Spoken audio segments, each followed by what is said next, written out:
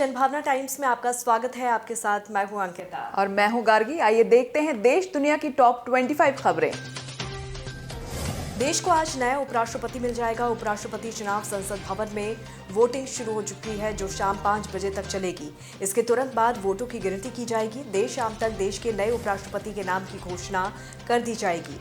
उपराष्ट्रपति चुनाव के लिए एनडीए के उम्मीदवार जगदीप धनखड़ और यूपीए की उम्मीदवार मार्केट अल्वा के बीच सीधा मुकाबला है। आंकड़ों के लिहाज से देखा जाए तो जगदीप धनखड़ की जीत सुनिश्चित लग रही है। केंद्रीय गृह मंत्री अमित शाह ने शुक्रवार को कांग्रेस के काले कपड़ों में प्रदर्शन पर निशाना साधते हुए कहा है कि ईडी और महंगाई तो बहाना है। बता दें कि महंगाई, बेरोजगारी और जीएसटी के विरोध में कांग्रेस नेता शुक्रवार को सड़कों पर उतर आए थे। इस पर पुलिस ने राहुल गांधी और प्रियंका गांधी के अलावा 60 सांसदों को हिरासत में ले लिया था। उन्हें करीब 6 घंटे बाद छोड़ दिया गया। प्रदर्शन के दौरान सभी ने काले कपड़े पहने थे। कांग्रेस नेता दिग्विजय सिंह ने अमित शाह के बयान पर पलटवार करते हुए कहा है कि हमारी लड़ाई सरकार की जन विरोधी नीतियों के खिलाफ है। साथ ही उन्होंने आरएसएस का नाम लेकर भी शाह को घेरने की कोशिश की। दिग्विजय सिंह ने ट्वीट किया कि महंगाई के खिलाफ कांग्रेस के सत्याग्रह से बौखलाए बीजेपी नेता काले रंग को कोस रहे हैं, जबकि काला रंग न्याय के देवता यानी कि न्यायाधीश शनि देव का रंग है और हमारी पूरी लड़ाई मोदी सरकार द्वारा अन्यायपूर्ण तरीके से लादी गई जन विरोधी नीतियों के खिलाफ है।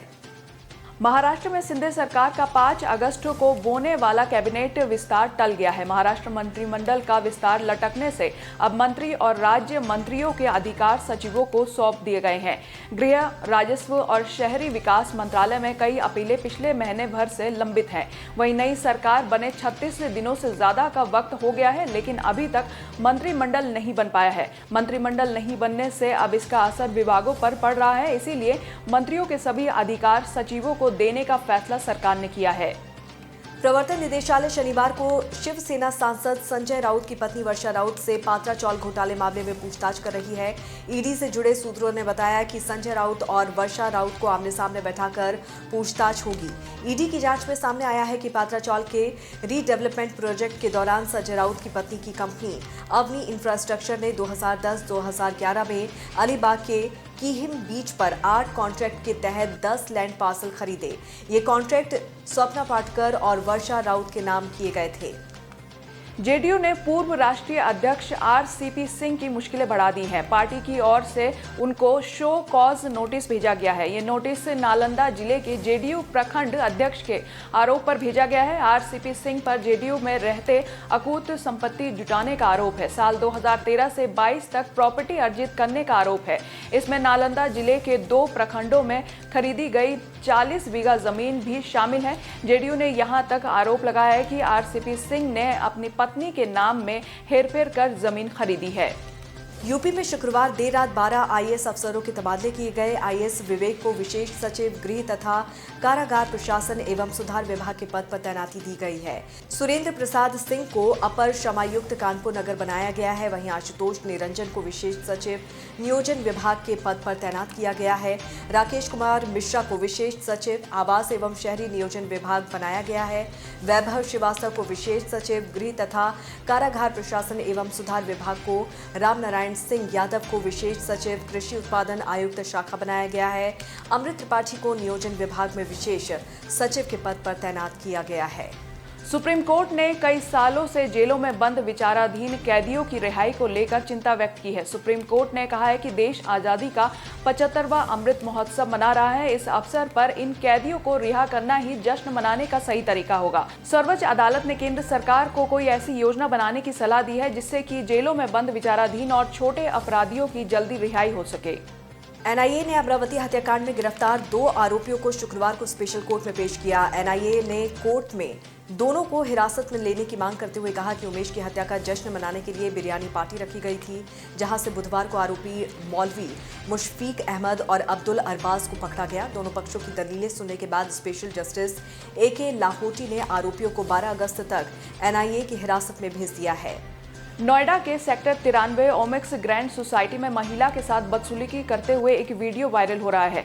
सोसाइटी के लोगों ने बताया है कि वायरल वीडियो में महिला और उसके परिवार को गाली दे रहा शख्स श्रीकांत त्यागी है। वो खुद को बीजेपी का नेता बता रहा है। महिला ने आरोप लगाया है कि उसने मुझे कहा है कि अगर तुमने पौधे छुए तो मैं तुझे टच करूंगा। सोसाइटी में रहने वाले लोगों ने बताया कि श्रीकांत कॉमन एरिया में पेड़ लगाकर पार्क की जमीन पर अवैध कब्जा कर रहा था। विरोध किया तो उसने अभद्रता की।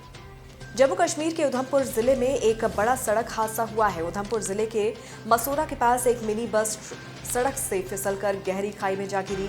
इस हादसे में 8 छात्र घायल हुए हैं। बताया जा रहा है यह हादसा उस वक्त हुआ जब बस बरमीन गांव से उधमपुर की ओर जा रही थी। घटना की सूचना मिलते ही मौके पर पहुंची पुलिस ने घायलों को तुरंत जिला अस्पताल में भर्ती कराया। पंजाब के अमृतसर एयरपोर्ट पर कस्टम विभाग ने एक तस्कर को गिरफ्तार किया है। तस्कर 10 लाख रुपए का सोना अपने शरीर में छिपाकर एयरपोर्ट पर पहुंचा था। आरोपी की पहचान जालंधर के गुरमेल सिंह के तौर पर हुई है। फिलहाल उसे हिरासत में लेकर पूछताछ की जा रही है। जानकारी के अनुसार Gurmel Singh air India express की फ्लाइट में दुबई से अमृतसर पहुंचा था। उसने सभी सिक्योरिटी चेक, मेटल डिटेक्टर और फिजिकल तलाशी को पार कर लिया, लेकिन जब वो एक्सरे से गुजरा तो कस्टम को उस पर शक हो गया। उसके शरीर में कुछ अटपटा सा दिखाई दिया। इसके बाद गुरमेल को हिरासत में लेकर छानबीन शुरू कर दी गई। अमेरिका के राष्ट्रपति आवास व्हाइट हाउस के पास बिजली गिरने से 3 लोगों की मौत हो गई, जबकि चौथा व्यक्ति गंभीर रूप से घायल हो गया। बिजली की चपेट में आने वाले सभी लाफायेट पार्क में बैठे हुए थे। इसी दौरान तूफान आने से आकाशीय बिजली गिरी और ये हादसा हो गया। इजरायली डिफेंस फोर्स ने दावा किया है कि एयर स्ट्राइक में कम से कम 15 हमास आतंकी मारे गए हैं। इजरायल और फिलिस्तीन के बीच संघर्ष जारी है। इजरायल ने शुक्रवार को गाजा पट्टी में हवाई हमले किए। इसमें फिलिस्तीन संगठन हमास का सीनियर कमांडर तायशीर अल जवारी मारा गया। हमास ने कहा है कि हमले में गाजा के 10 अन्य लोग मारे गए, जबकि 70 से ज्यादा घायल हो गए। टेस्ला के एलन मस्क ने ट्विटर पर धोखाधड़ी का आरोप लगाया है। $44 बिलियन की डील को लेकर माइक्रो ब्लॉगिंग कंपनी ट्विटर और मस्क के बीच कानूनी विवाद खत्म होने का नाम नहीं ले रहा है। टेस्ला सीईओ ने आरोप लगाया है कि ट्विटर ने उन्हें उनके व्यापार के संबंध में उस वक्त भ्रामक जानकारी दी जब उन्होंने $44 बिलियन के सौदे पर हस्ताक्षर किया। ताइवान रक्षा मंत्रालय ने कहा है कि 68 चीनी फाइट जेट्स ने ताइवान एयर स्पेस में घुसपैठ की है और 13 वॉर स्पेस में ताइवान स्ट्रेट में ताइवान और चीन को अलग करने वाली अनौपचारिक मीडियन लाइन का उल्लंघन किया है। अमेरिकी संसद की स्पीकर नैन्सी पेलोसी के ताइवान दौरे से नाराज चीन 3 अगस्त को ताइवान के आसपास के इलाकों में मिलिट्री डील कर रहा है। अमेरिका की स्पीकर नैन्सी पेलोसी के ताइवान दौरे के बाद से चीन और अमेरिका के बीच तनातनी जारी है। अब इस विवाद में उत्तर कोरिया की भी एंट्री हो गई है। चीन के बाद उत्तर कोरिया ने भी नैन्सी पेलोसी को लेकर तीखी प्रतिक्रिया दी है। उत्तर कोरिया के विदेश मंत्रालय के प्रवक्ता जो योंग सेम ने कहा है कि नैन्सी पेलोसी ने ताइवान का दौरा करके क्षेत्रीय शांति और स्थिरता को नष्ट करने के लिए चीन की आलोचना के घेरे में आ गई हैं।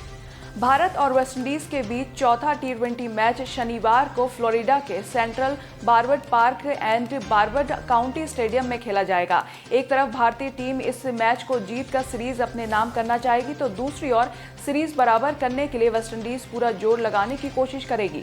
वेस्टइंडीज की सेंट किट्स में भारत ने पहला मैच जीतकर सीरीज की शुरुआत की थी। दूसरे मैच को अपने नाम कर मेजबान विंडीज ने सीरीज बराबर की। तीसरा मैच भारत ने जीता था और सीरीज में 2-1 की बढ़त बनाई थी। कॉमनवेल्थ गेम्स में भारत का दबदबा कायम है। गेम्स के 8वें दिन भारतीय रेसलर्स ने मेडल की झड़ी लगा दी। भारत के 4 रेसलर फाइनल में उतरे, जिनमें से 3 ने गोल्ड मेडल और 1 ने सिल्वर मेडल जीतकर देश का नाम रोशन किया। तीनों गोल्ड सिर्फ 1 घंटे में आए।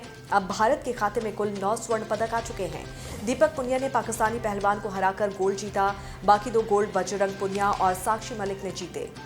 इंग्लैंड के बर्मिंघम में कॉमनवेल्थ गेम्स में मेडल लेकर लौटे देश के वेट लिफ्टर्स शनिवार अमृतसर एयरपोर्ट पर उतरे। उनके स्वागत के लिए पंजाब सरकार की तरफ से डीसी अमृतसर के अलावा कई अधिकारी मौजूद रहे।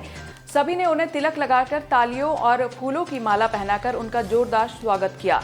इसके बाद सभी प्लेयर्स वहां से पटियाला रवाना हो गए। प्लेयर्स का नेतृत्व गोल्डन मेडलिस्ट मीराबाई चानू कर रही थी।